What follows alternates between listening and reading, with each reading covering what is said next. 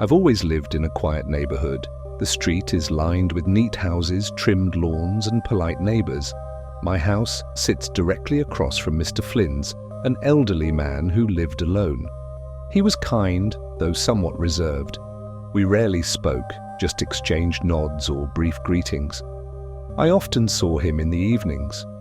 He'd stand at the window of his second-floor bedroom, looking out onto the street at my house, almost as if he was staring through me. Sometimes it was unsettling, but I chalked it up to his loneliness. A week ago, Mr. Flynn passed away. He was in his late 70s and his heart just gave out. I heard the news from his niece, who came to organize his affairs. I watched her pack up his belongings and talk to realtors.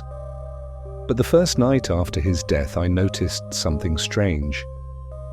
As I walked to my window to close the curtains before bed, I saw a faint light in his bedroom.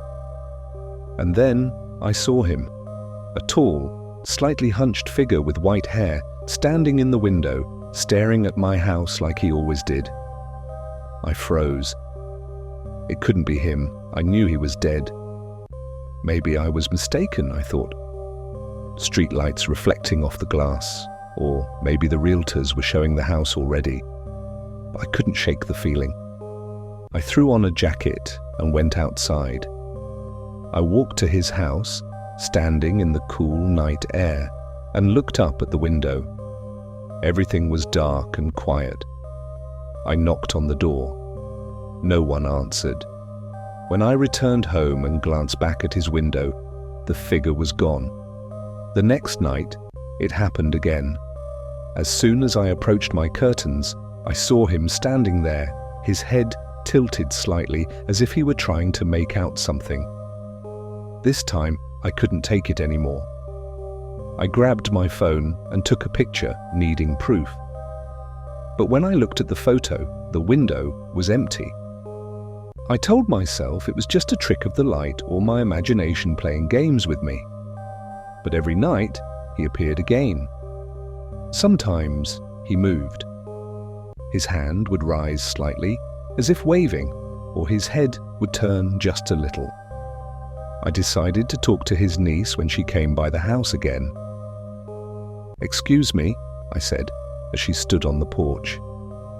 "I don't mean to bother you, but have you noticed lights coming on in his house at night?" Her face turned pale. "You've seen him," she whispered. I froze. "Seen who?"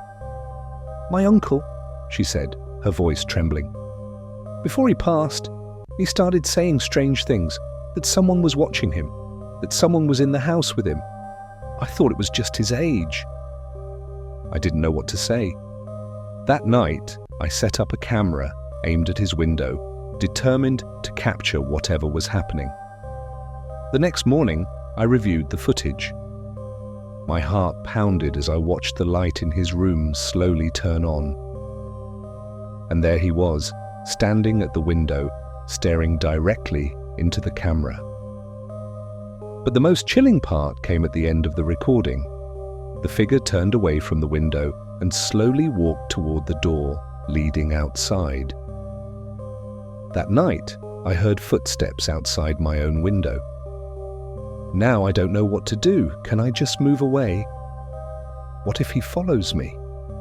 Or worse, what if he's already inside my house?